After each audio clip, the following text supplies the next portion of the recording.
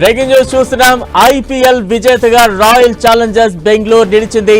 ప్రస్తుతం దానికి సంబంధించిన బిగ్ బ్రేకింగ్ న్యూస్ చూస్తూ ఉన్నాం. 18 ఏళ్ల నిరీక్షణ సిచ్యువేషన్ కనిపిస్తోంది. రైట్, ఒకవైపు మనం విజువల్స్ కూడా చూస్తూ ఉన్నాం.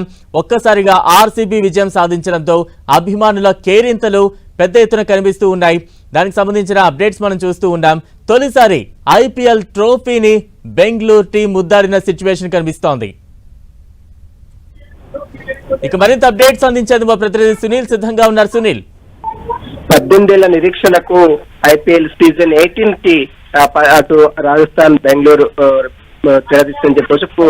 ప్రస్తుతం ఆర్సీబీ మాత్రమే ఈ రోజు 6 రన్స్ తేడాతో పంజాబ్ పై ఘన విజయం సాధించింది.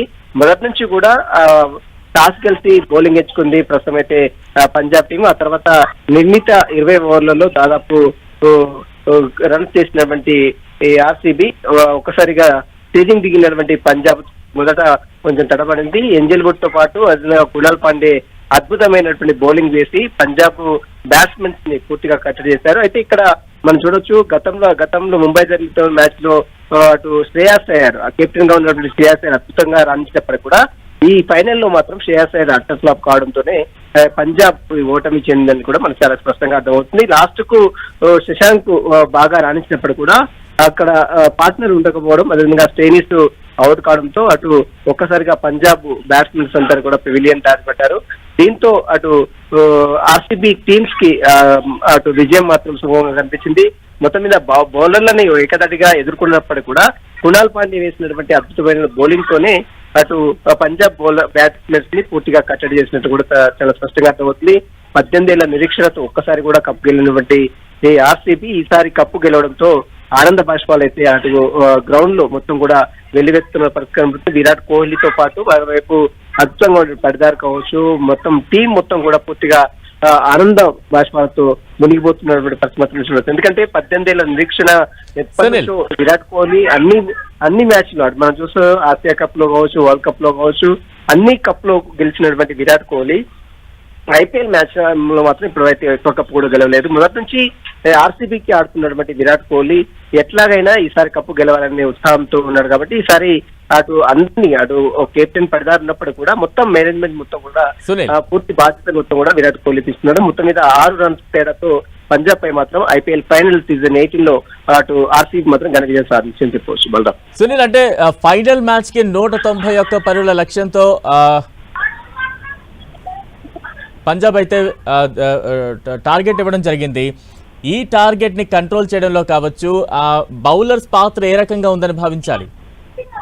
ప్రస్తుతం 190 పరుగులు అనేది చాలా పంజాబ్ కి చాలా తక్కువే. ఎందుకంటే మనం గతంలో చూస్తాం 200 చిల్లర చేంజ్ చేసినటువంటి పంజాబ్ టీము 190 రన్స్ చేయడం పెద్ద లెక్క కూడా కాదు వారికి. ఎందుకంటే బ్యాట్స్మెన్స్ చాలా పటిష్టంగా ఉన్నారు, మిడిల్ ఆర్డర్స్ ఉన్నారు, శ్రేయస్ ఉన్నారు. కానీ ఇక్కడ మనం చూడొచ్చు, కెప్టెన్ శ్రేయస్ కావచ్చు, విధంగా ఓపెనర్ ప్రభు సింహాన్ కావచ్చు, అదేవిధంగా ప్రియాంశ్ ఆర్య కావచ్చు, వీళ్ళు విఫలం కావడం, వారు కొంతవరకే రన్స్ చేసి అవుట్ కావడంతో కొంత వారు బ్యాట్స్మెన్స్ కట్టడి అయితే చేశారు. బ్యాట్స్మెన్స్ ని బౌలర్స్ మాత్రం చాలా అద్భుతంగా రాణించాల్సుకోవచ్చు. అటు కునాల్ పాండే అద్భుతంగా బౌలింగ్ చేశాడు. ఆ తర్వాత ఎంజల్ వుడ్ కావచ్చు, మిగిలినటువంటి బౌలర్స్ కూడా ఆర్సీబీలో ఉన్నటువంటి పటిష్టమైన బౌలర్స్ కూడా పెవిలియన్ దారి పట్టించారు.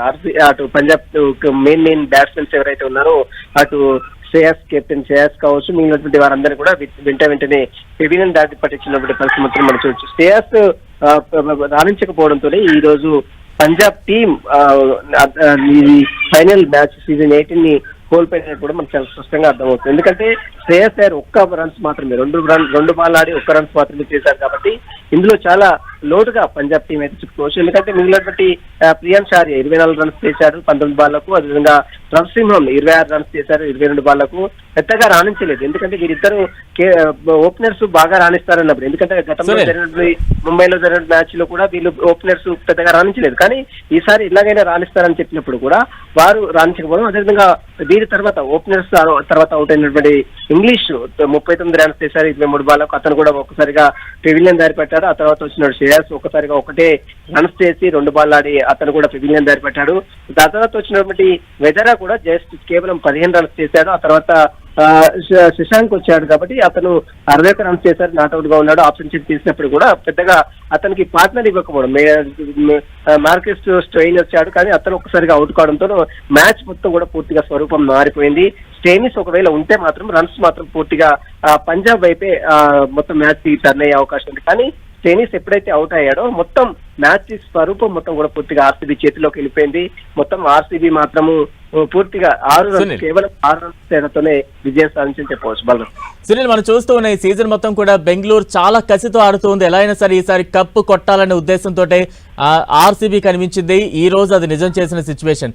అభిమానులు కూడా ఎంతో ఆసక్తిగా ఎదురు చూస్తూ ఉన్నారు. ఖచ్చితంగా ఆర్సీబీ కొట్టాల్సిందే అంటూ కూడా దేశవ్యాప్తంగా కూడా ప్రత్యేక పూజలు కూడా నిర్వహించిన సందర్భాన్ని మనం చూస్తూ ఉన్నాం. ఎటువంటి రియాక్షన్స్ కనిపిస్తున్నాయి, ఎటువంటి కోలాహలం కనిపిస్తోంది దేశవ్యాప్తంగా, ముఖ్యంగా హైదరాబాద్ నగరంలో కావచ్చు?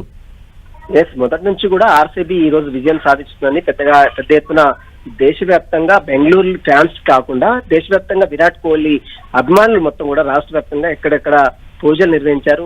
గుడిలో ప్రత్యేక ప్రార్థనలు కూడా నిర్వహించారు. అటు మసీదులో కావచ్చు, అటు క్రిస్టియన్స్ లో కావచ్చు, మన దేవాలయాల్లో కూడా ప్రత్యేక ప్రార్థనలు కూడా. ఎందుకంటే 18 ఏళ్ల నిరీక్షణలో ఎట్లాగైనా ఫైనల్ కి వచ్చినటువంటి ఆర్సీబీ ఈసారి ఎలాగైనా కప్ సాధించాలి. మరోవైపు విరాట్ కోహ్లీ ఒక్కసారిగా 18వ సీజన్ 18 సీజన్ అతని జెర్సీ నెంబర్ కూడా 18 కాబట్టి ఖచ్చితంగా విజయం సాధించాలనే ఆశాభావం కూడా ఫ్యాన్స్ కూడా వ్యక్తం చేయడం జరిగింది. మొత్తం మీద ఫ్యాన్స్ కోరుకున్నట్టే ఈ రోజు ఎట్లాగైనా ఆర్సీబీ రాయల్స్ ఛాలెంజర్స్ బెంగళూరు మాత్రం ఘన విజయం సాధించని చెప్పవచ్చు. మొత్తం మీద అటు గ్రౌండ్ లో మాత్రం సంబరాలు అయితే మిన్నంటాయని చెప్పవచ్చు. మరోవైపు దేశవ్యాప్తంగా కూడా అటు ఫ్యాన్స్ విరాట్ కోహ్లీ అభిమానులు కూడా ఎంతగానో సంబరాలను అయితే చేసుకున్న పరిస్థితి కనబడుతుంది. 18 ఏళ్ల నిరీక్షణలు ఎంతగానో 18 ఏళ్ల పాటు ఆర్సీబీకి ఆడుతున్నటువంటి విరాట్ కోహ్లీ ఎలాగైనా కప్ సాధించాలి.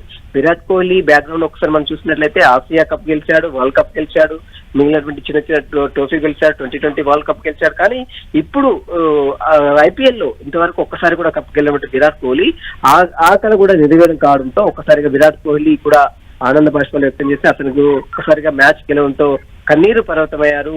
మొత్తం మీద మనం చూడొచ్చు ఎంటైర్ గ్రౌండ్ మొత్తం కూడా పూర్తిగా ఆనంద బాష్పాలతో మిన్నంటిపోయినటువంటి పరిస్థితి మనం చూడొచ్చు. మొత్తం మీద 6 రన్స్, కేవలం 6 రన్స్ తేడాతోనే పంజాబ్ పై ఆర్సీబీ ఘన విజయం కూడా సాధించింది. మొత్తం మీద అటు విరాట్ కోహ్లీ అభిమానులు, మరోవైపు అటు ఫ్యాన్స్ కూడా ఎంతగానో ఆనందం వ్యక్తం చేసుకునే పరిస్థితి ఉంటుంది. దేశవ్యాప్తంగా మాత్రం సంబరాలు అయితే మిన్నంటాయని చెప్పవచ్చు. సునీల్, అంటే ఖచ్చితంగా ఫైనల్ మ్యాచ్ అనగానే ప్రతి ఒక్కరు కూడా 200 స్కోర్ ఈజీగా దాటుతుందంటూ కూడా అందరం ఎక్స్పెక్ట్ చేశాం. కాకపోతే బౌలర్స్ చాలా కీలక పాత్ర పోషించారు. ఇటు ఆర్సీబీ కావచ్చు, ఇటు పంజాబ్ కావచ్చు, రెండు టీమ్స్ లో కూడా బౌలర్స్ పాత్ర ఏ రకంగా ఉందనుకోవాలి. 200 స్కోర్ దాటించలేని సిచ్యువేషన్ అయితే కనిపించింది కదా.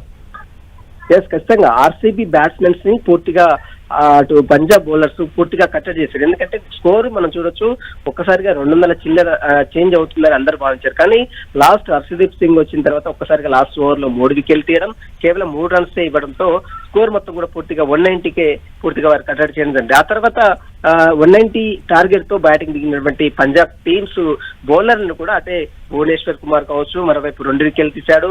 అదేవిధంగా యష్ దయాల్ మనం చూడొచ్చు 1 వికెట్ తీశారు. మరోవైపు జోష్ హెజిల్వుడ్ చాలా క్రూషియల్ గా బౌలింగ్ చేశాడు. అతను కూడా 1 వికెట్ ఇచ్చినప్పుడు కూడా అతను రన్స్ పెద్దగా ఇవ్వలేదు. దీంతో పాటు కునాల్ పాండే ఈ రోజు మనం ఈ మ్యాచ్ గెలవడానికి చాలా ప్రధాన భూమిక పోషించింది కునాల్ పాండే అని చెప్పి మెయిన్ క్రూషియల్ వికెట్ తీసినటువంటి కునాల్ పాండే 2 వికెట్లు తీశారు.